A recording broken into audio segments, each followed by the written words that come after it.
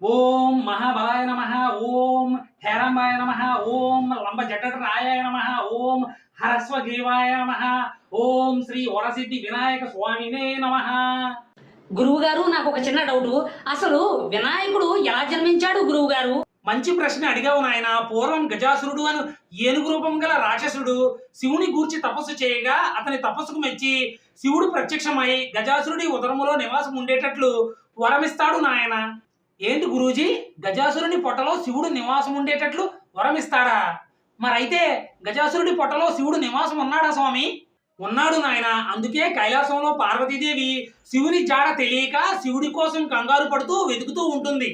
ఈలోపు గజాసురుడి పొట్టలో శివుడు ఉన్నాడని తెలుసుకుని శివుడిని రక్షించి ఎలాగైనా బయటకు తీసుకురమ్మని శ్రీహరిని ప్రార్థిస్తుంది పార్వతి. గురూజీ, ముందు వినాయకోత్పత్తి ఎలా జరిగిందో అది చెప్పండి గురూజీ. నేను కూడా అదే చెప్తున్నాను నాయన. నీకు బాగా తొందర ఎక్కువలా ఉంది, అందుకే బొచ్చు కూడా తొందరగానే ఊడిపోయింది. గురువు గారు, ఎంత మాట! మరేంటి నాయన, లేకపోతే ఆ తొందర? మా గుండుగాడికి గుండు మీద బొచ్చు తప్ప అన్ని ఎక్కువే గురువు గారు. మీరు చెప్పండి గురువు గారు. అప్పుడు శ్రీహరి శివుని వాహనమైన నందిని చిత్ర విచిత్రముగా అలంకరించి గంగిరెద్దుల మేళం వారిలా వేషము ధరించి శివుడిని తన పొట్టలో కొలువుండేటట్లు చేసుకున్న గజాసురుని వద్దకు వెళ్లి నందిని గంగిరెద్దులా ఆడించి మెప్పించి వరము కోరుకునేలా చేస్తాడు శ్రీహరి. వినాయకుడి జననానికి చాలా పెద్ద స్టోరీయే ఉంది లాగుంది గురువు గారు. ఆ తర్వాత ఏం జరిగింది గురువు గారు? చాలా ఇంట్రెస్టింగ్ గా ఉంది. అప్పుడు శ్రీహరి గజాసురునితో నీ పొట్టలో ఉన్న శివుడు కావాలని కోరగా వచ్చినవాడు శ్రీహరి అని గమనించి తనకు మరణము తప్పదని భావిస్తాడు గజాసురుడు. శ్రీహరి తన ఆజ్ఞతో నంది తన కొమ్ములతో గజాసురుని ఉదరము చీల్చగా అందులో నుంచి బయటకు వస్తాడు శివుడు. ఆ తరువాత శివుడు గజాసురుని తలకు త్రిలోక ఆధిపత్యము ఇస్తానని చెప్పి వరం ఇచ్చి ఆ తలతో కైలాసమునకు బయలుదేరతాడు. గురువు గారు, శివుడికి వినాయకుడికి గొడవ జరిగిందని అంటారు కదా, అసలు వాళ్ళిద్దరికీ గొడవ ఎలా జరిగింది గురువు గారు? అసలు కథ ఏంటి? మంచి ప్రశ్న వేశావు గుండుబాబు. భర్త కైలాసమునకు వస్తున్నాడని తెలిసి పార్వతి ఆనందంతో భర్తకు స్వాగతం పలుకుటకై స్నాన అలంకారాలు ముగించే సమయంలో చేతిలో ఉన్న నలుగుపిండిని నలుపుతూ పతి పరధ్యానంతో ఒక బొమ్మను, అందమైన బాలుడి ప్రతిమను తయారు చేస్తుంది. అంటే గురువుగారు, వినాయకుడి జననం ఇలానే జరిగిందా? అవును గుండుబాబు, ఇలానే జరిగింది. ఇంతకీ నీ పేరేంటి గుండుబాబు? ఎందుకు గురువు గారు? నా పేరు గుండుసీను. అందరూ ప్రేమతో గుండుసీను గుండుసీను అని పిలుస్తారు గురువు గారు.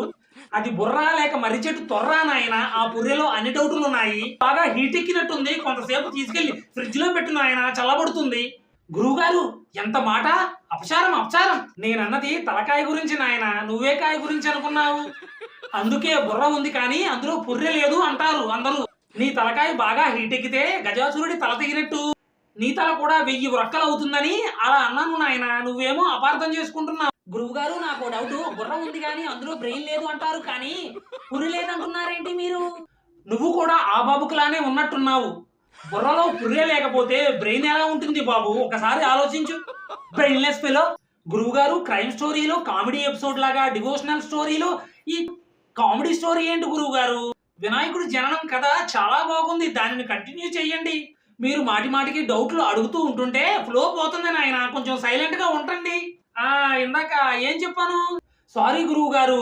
పార్వతి పతి పరధ్యానంలో ఉండి ఒక అందమైన బాలుడి బొమ్మ ప్రతిమను తయారు చేస్తుంది అని చెప్పారు గురువు గారు.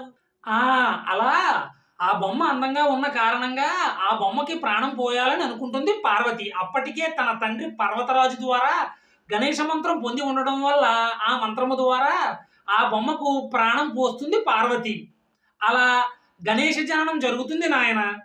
గురూజీ, వినాయకుడి జననం గురించి చాలా చక్కగా వివరంగా చెప్పారు. అయితే వినాయకుడికి ఏనుగు తల ఎలా వచ్చింది గురువు గారు? అది కూడా చెప్పండి. గణేష మంత్రం ద్వారా ప్రాణం పోసుకున్న ఆ బాలుణ్ణి వాకిట్లో ఉంచి ఎవరిని లోపలికి రావద్దని చెప్పి అలంకరణ పూర్తి చేసుకుని వస్తానని చెప్పి పార్వతి లోపలికి వెళుతుంది. ఇంతలో కాసేపటికి శివుడు కైలాసం నుండి వస్తాడు. ద్వారమునకు కాపలాగా ఉన్న ఆ బాలుడు శివుడు ఎవరో తెలియక లోపలికి ప్రవేశం లేదు అంటాడు. ఇద్దరికీ గొడవ జరుగుతుంది. శివుడు నా ఇంట్లో నాకే ప్రవేశం లేదా అంటూ కోపోద్రేకుడై ఆ బాలుడిని శిరచ్ఛేదనం చేసి లోపలికి వెళతాడు. దీంతో పార్వతి జరిగిన దానిని గురించి విని దుఃఖిస్తుంది. ఎలాగైనా సరే ఆ బాలుడిని బ్రతికించమని శివుడిని ప్రార్థిస్తుంది.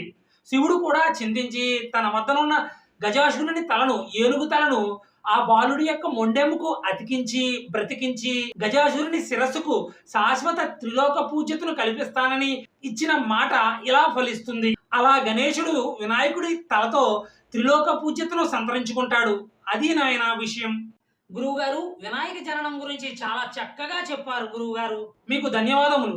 ఈ కథ చదివిన వాళ్ళకి విన్న వాళ్ళకి సకల శుభాలు కలిగి అష్టైశ్వర్యాలతో ఆయురారోగ్యాలతో ఉంటారు నాయన. అందుకే ఈ కథను మీ ఫ్రెండ్స్ అందరికీ షేర్ చేయండి తప్పకుండా. అలాగే ఈ ఛానల్ని సబ్స్క్రైబ్ చేసి ఈ వీడియోని లైక్ చేయమని చెప్పండి.